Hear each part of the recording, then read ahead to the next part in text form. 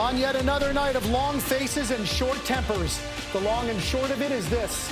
The Rangers lose their 7th consecutive home game to start the season. That extends their franchise record. It ties their record for the longest home losing streak of any kind at any time. 5-0 loss to the Islanders here at the Garden. Welcome to the Mercedes-Benz Rangers postgame show alongside Steve Valiquette. I'm John Giannone. It's going to continue to be a narrative, Steve, until the script is rewritten. They cannot win on home ice no matter what they did before, no matter what comes after. They just have not been able to break through at the Garden. The 5th time they've been shut out at home in 7 games. I thought they broke 3 cardinal rules of hockey in that game, and that is not working through the game. They started off great. I thought the first 10 minutes, this team was going to roll through this game and have a night like they had last night. So I thought their work ethic was lousy in the game, okay? Number 2 is they're not very coachable right now. Why am I saying that? Because it would be an easy game plan against the Islanders offensively if you ran the puck low to high, got to the middle of the ice, and shot from the middle of the ice, because net front, the Islanders are the weakest team in the league at defending their own blue paint. I didn't see any shots through the most important minutes of that period. I would say from 10 minutes of first period all the way through second period, maybe around the 7-minute mark of third period, they started playing hockey. Cardinal rule number 3, they got frustrated. And visibly frustrated from their leadership guys. It's not a good look, John. You can't lose your composure. In my lifetime in hockey, I've never seen anybody improve when they get frustrated. It's like it stops dead in its tracks. Everything does. But the counter-narrative, though, Steve, can be you want to see that kind of passion, you want to see that kind of anger, you want to see that kind of frustration when things continue to not go your way at home. Not that it's going to make it better, not necessarily, but it's human. It has to be human. You know what? I say no to that because here's the thing. Work on it in practice. Like, to me, to be honest and fair, I don't think enough of the Rangers worked on their shot all summer. Like, I'm just not seeing. I'm not seeing one-timers from either flank. I'm not seeing quick releases off of first touch. I'm not seeing any corners hit tonight again. There was a lot of breadbasket. That looked like a group of guys that haven't been working on their shot, John. Like, that was a tough watch. And what's worse, it was quiet out there. Yeah. That was the quietest rivalry game I've ever seen. Yeah, and it got quiet after a very powerful, as you said, strong start from the Rangers in the first 10 minutes or so. But again, the self-fulfilling element of they don't score in those first 10 minutes, they don't get validated for their hard work, and given what a razor's edge it is here at home. So you're going to get frustrated? Is that what's going to happen? But that has been what happened. So that's what happens. You get frustrated in 10 minutes. 10 minutes of hockey is going to frustrate you at a 60. Like, that can't unravel you. Look, this is a game that's going to push the best every night in this league. And anybody worth their salt knows that they play through it. It's next man up, and you go. And look, Laba, he started this game for the team in a way that, to me, had some contagious elements to it. Zibanejad hits the crossbar, he misses a one-timer. But you know what? It's next man up. None of that. You know, don't let that get into your game. And here's the thing.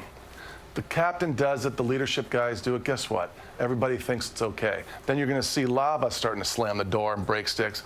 Is that a good look for the young guys? No.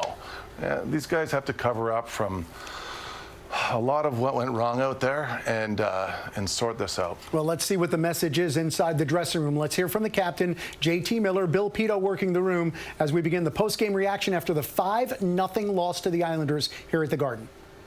JT, your reaction, what happened out there tonight? Oh, it's frustrating. Disappointing we can't put together a good, we've had some good nights at home and some that weren't. I mean, we kind of shot ourselves in the foot today. Too many 2-on-1s. We don't capitalize on our looks. We're probably pressing a little bit, give up odd man breaks, and they capitalized. They're the best rush team in the league, I think. So we knew that. And like I said, shot ourselves in the foot a little bit. Is some of this becoming psychological at home, like it builds on itself based on what's happening coming into the games? I mean, yeah, we're humans. It's hard.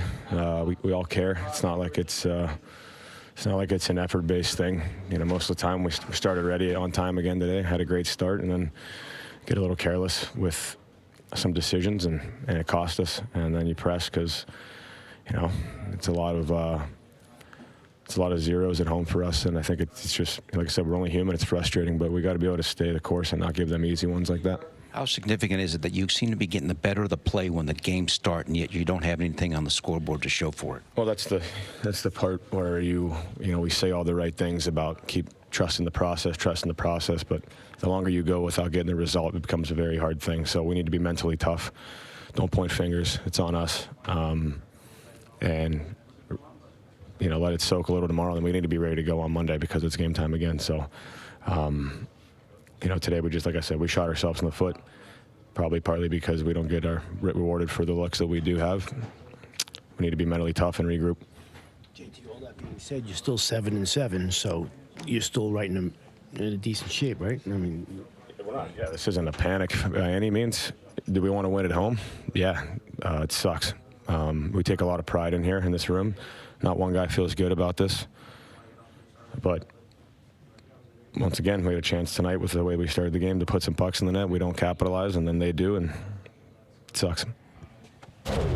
So JT Miller 3 times using the phrase shot ourselves in the foot, and also talked about mental toughness, and then spoke about how the Islanders are the best rush team, in his opinion, in the NHL, and that the Rangers might have played right into their hands. He's right. The Islanders had 24 rush goals coming into this game. That was the most in the league. They had 3 in this game.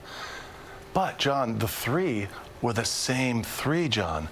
I'm telling you, you can't jump anybody in this league into the circle. It's a trigger for them to pass. It's so easy, if I get really close to you, to pass through me. And you need to fade off here. Well, certainly you don't want the rush to happen. And if it happens, Gavrikov has to back up here, give Shesterkin the shot. On this one here, Fox, back up, have your left skate in the circle only, not both skates at dot. And that's a free pass across. The 4th goal of the game was also the empty netter, and then the 5th goal was odd man. But it's the same mistake 3 times. Those were 3 passes across. To date, the Rangers now 11 2-on-1 passes across this year, 6 goals on the pass. All right, it's more than 50%. Let's give the goalie the shot. The goalie, when a goalie has the shot on a 2-on-1, Shesterkin, probably an 18% chance to score. I'm going to take that. It's 47% if you put it across, especially downhill on him. He doesn't even have a chance to rotate and get across. So that's not the pre-scout. If you know it's a good rush team, right, know what the game plan is to defend it. The other end of the ice, Ilya Sorokin gets his 23rd shutout, 30 saves. What do you think your advanced analytics are going to show tomorrow for how many goals the Rangers should have scored? Okay, so in the first 10 minutes, I thought they had 3 grade A's, right? The 7-minute mark of the 3rd period, a couple. So maybe 2? Maybe 2. Yeah. But how cold did they go for 40 minutes, right? That was the game. That was the game. And I mean, these guys, I understand the frustration now, but in the moment, they've got to stay focused here, John. Like, this is a story that's become league-wide now, and that's the worst thing to go through at the beginning of a season where there's so much attention on this stuff, and everybody in the league is talking about the Rangers being that great on the road, but that miserable at home. You don't want that to eat into your season the way it has. Rangers lost 7 straight in December of '76. They lost 7 straight in April of '93. They've lost 7 straight out of the gate at home here in 2025. Let's hear from defenseman Adam Fox after the 5-0 loss. I don't know if it defines anything. I think we're just, playing like a different team, home and away, and got to figure that out and got to find a way to get wins at home because it's hurting us right now. Do you sense that you guys are playing differently, or is it just you're not getting the conversions off some chances that could change the tone of these games? Probably a little bit of both, right? I think we get the chances, and especially early, we've had some good starts, but maybe you're just gripping the stick a little more subconsciously and pressing a little more, and giving up that many odd man rushes. That's not the team we want to be, who we've played like, and they're a team that's going to capitalize on that. So we just got to be a lot better. I think we've talked enough about it, so just got to go out and execute really. What's causing the odd man rushes? Yeah, I mean, there's different reasons for how an odd man rush could happen. I mean, maybe miscommunication, maybe, not managing the puck in the right places. So, I think got to be better in those areas. Does this start to become psychological when this starts to go like this, game after game at home? I don't know really. I mean, yeah, maybe. I mean, I think one way or another we got to find a way to get some wins at home ice. It's like I said, it's hurting us right now, and we're playing like a completely different team than how we are on the road. So, we got another opportunity soon coming up. So I think that's where we really got to, put our focus and do what it takes to get a win and play a lot better here. Admitting to the psychological elements of losing this many straight home games out of the gate. Didn't want to at first, but, yeah. Look, expectations, I think, are the hardest things for athletes to work with, whether they're playing under a big contract or you're a championship supposed to be team.